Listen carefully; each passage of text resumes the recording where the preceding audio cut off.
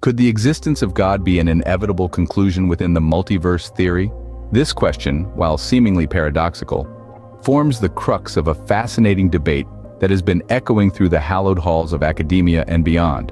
On one side of this debate, we have those who argue that the concept of a multiverse, an infinite array of universes, each with different physical laws, negates the need for a divine creator.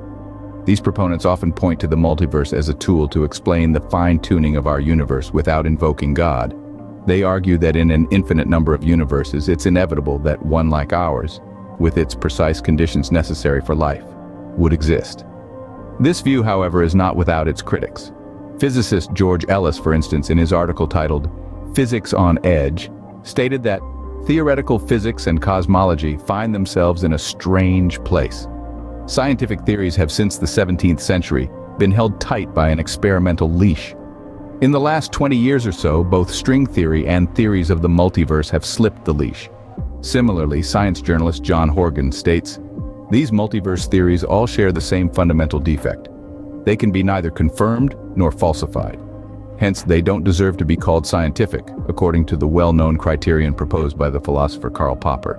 Some defenders of multiverses and strings mock skeptics who raise the issue of falsification as Popperazi, which is cute but not a counter-argument. Multiverse theories aren't theories. They're science fictions, theologies, works of the imagination unconstrained by evidence. In short, scratch the surface of any multiverse theory, and you will not find any compelling scientific evidence, but will instead find works of the imagination unconstrained by evidence that have been postulated simply as a way to avoid God. As cosmologist Bernard Carr succinctly put the situation, if you don't want God, you better have a multiverse. Moreover, science is usually held to be the epitome of sober and rational thought. Yet in multiverse theories, we find that sheer absurdity, even insanity, is par for the course. As Professor Bruce Gordon stated, multiplying without limit the opportunities for any event to happen in the context of a multiverse, where it is alleged that anything can spontaneously jump into existence without cause, produces a situation in which no absurdity is beyond the pale. For instance, we find multiverse cosmologists debating the Boltzmann Brain problem. In the most reasonable models for a multiverse, it is immeasurably more likely that our consciousness is associated with a brain that has spontaneously fluctuated into existence in the quantum vacuum than it is that we have parents and exist in an orderly universe with a 13.7 billion year history. This is absurd. The multiverse hypothesis is therefore falsified because it renders false what we know to be true about ourselves.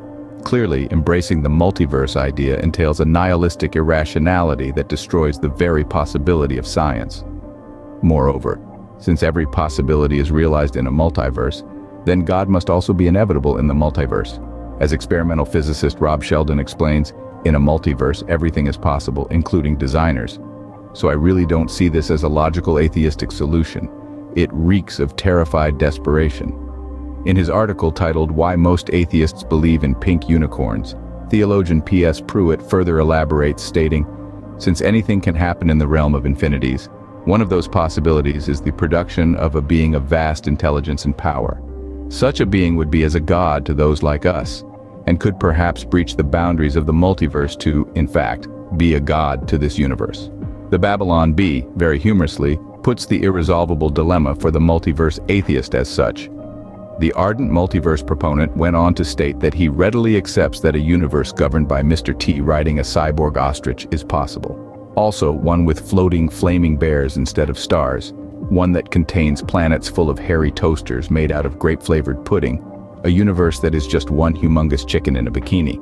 I like to think there is a universe where Richard Dawkins has 20 heads, waffles rain from the sky covered in ice cream, the only plant that grows is pot, and Weiner dogs are the most socially progressive and advanced animal there is, the ardent multiverse proponent said with a cheerful glimmer in his eye.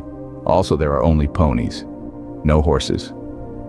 When asked if this means that the universe outlined in the Bible might be one of these infinite possibilities, the ardent multiverse proponent scoffed and said, "I'm a scientist. I don't have the luxury of engaging in that kind of wishful thinking." In conclusion, the atheist, in postulating the multiverse as a way to try to avoid God, and apparently, unbeknownst to himself, has unwittingly conceded the necessary premise to the ontological argument, and has thus made in a delicious twist of irony, God's existence unavoidable, as William Lane Craig explains, the ontological argument, puts the atheist in a very awkward position. The atheist must deny not merely that God exists, he must maintain that it is impossible that God exists. And that is certainly a radical claim that would require great justification.